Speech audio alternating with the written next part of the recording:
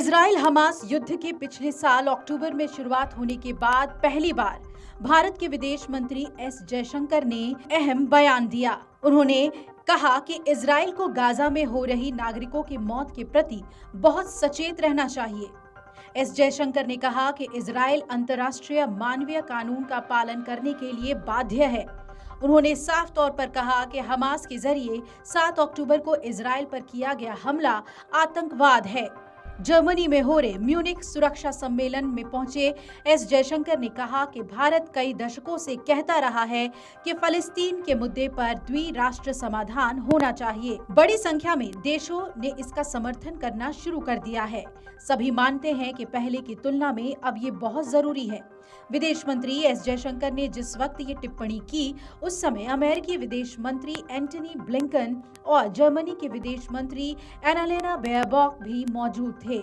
विदेश मंत्री ने कहा कि इजराइल को नागरिकों के हताहत होने के प्रति बहुत सचेत रहना चाहिए।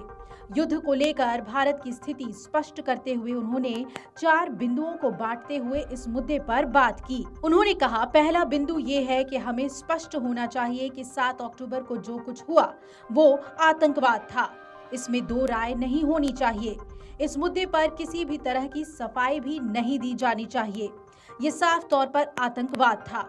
जयशंकर ने दूसरे बिंदु पर बात करते हुए कहा, जैसा कि सभी जानते हैं कि इजराइल ने जवाबी कार्रवाई की है। ये बहुत जरूरी है कि इजराइल को नागरिकों के हताहत होने के प्रति बहुत सावधान रहना चाहिए था। मानवीय कानून का पालन करना उसका एक अंतर्राष्ट्रीय दायित्व है। विदेश मंत्री ने तीसरे बिंदु का जिक्र करते हुए कहा कि गाजा में बंधक बनाए लोगों की वापसी जरूरी है। चौथा बिंदु, राहत पहुंचाने के लिए मानवीय कॉरिडोर बनाने की जरूरत है। फलस्तीन के मुद्दे का जिक्र करते हुए विदेश मंत्री ने कहा कि भारत लंबे समय से द्विराष्ट्र समाधान में विश्वास करता रहा है। हम दशकों से इस बात पर कायम हैं और आज दुनिया भर के देश भी यही मानते हैं। हमें लगता है कि पहले की तुलना में आज ये बहुत ज्यादा जरूरी है।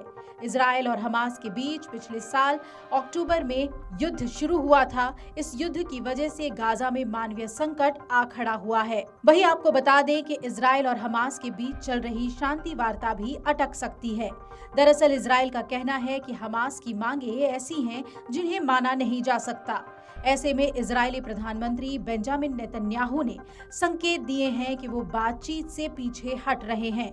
नेतन्याहू ने ये भी कह दिया कि इजराइल फलस्तीन के साथ 2 देश के समझौते पर किसी भी अंतर्राष्ट्रीय दबाव में नहीं आएगा। उन्होंने कहा कि इजराइल ऐसी कोई भी बातचीत सीधे फलस्तीन से करेगा और वो भी बिना तय शर्तों के। इजराइल और हमास के बीच मिस्र की राजधानी काहिरा में शांति वार्ता चल रही है। अमेरिका के कहने पर इजराइल ने अपने वार्ताकार भी काहिरा भेजे थे, लेकिन बेंजामिन नेतन्याहू ने अपने वार्ताकार आगे की बातचीत के लिए काहिरा भेजने से इनकार कर दिया है। मीडिया द्वारा इसे लेकर पूछे गए सवाल पर पीएम नेतन्याहू ने कहा कि हमें इस बातचीत से हमास की भ्रामक मांगों के अलावा कुछ हासिल नहीं हो रहा।